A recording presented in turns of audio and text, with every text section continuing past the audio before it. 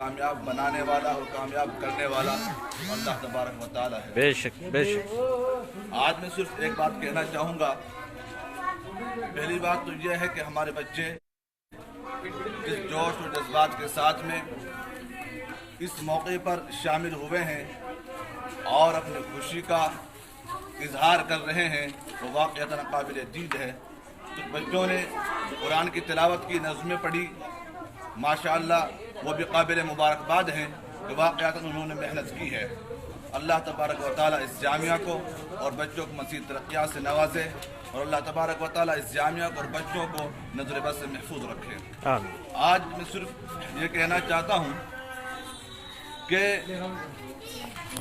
जब हिंदुस्तान में अंग्रेज़ आया और हिंदुस्तान में अंग्रेज़ के आने के बाद हमने हकीकत और वाक़अतन यही है कि हमने जंग आज़ादी में हिस्सा नहीं लिया है। हम जंग आज़ादी में शरीक नहीं हुए हैं। और जो लोग ये कहते हैं कि मुसलमानों ने जंग आज़ादी में हिस्सा नहीं लिया, मुसलमानों ने जंग आज़ादी में शिरकत नहीं की है, वो बिल्कुल सही कहते हैं, वो बिल्कुल बजा कहते हैं।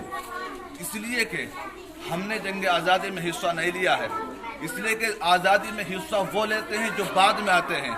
हम तो पहले ही से इस कारवां के अमीर रहे हैं, हमने तो पहले ही से आज़ादी का बुग़ल बजा दिया था और हम पहले ही से इसके लीडरान रहे हैं।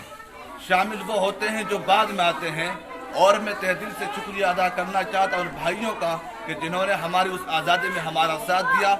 जब हमने जंग आज़ादी का फतवा दिया और जंग आज़ादी लड़ी, उस वक्त हम तने तनहा थे और बाद में फिर जो हमारे भाई हमारे साथ शामिल हुए, हमारे साथ में मिले और हमारे साथ और हमारे कंधे से कंधा मिला करके उन्होंने लड़ा है और इस मुल्क की आज़ादी के लिए वो हमारे साथ मिल कर के लड़े और इस मुल्क को आज़ाद कराने के लिए जिस तरह हमने कुर्बानियाँ दी है, उन्होंने भी कुर्बानियाँ दी है। लेकिन हमने जंग आज़ादी में शिरकत नहीं की है, बल्कि जो दूसरे लोग हैं, जो हमारे दूसरे बिरादरान वतन हैं, उन लोगों ने जंग आज़ादी में शिरकत की है। बल्कि हमें जंग आज़ादी के रूह रवा है। इस चीज़ को समझ लेना चाहिए और बहुत अच्छी तरह से समझ लेना चाहिए।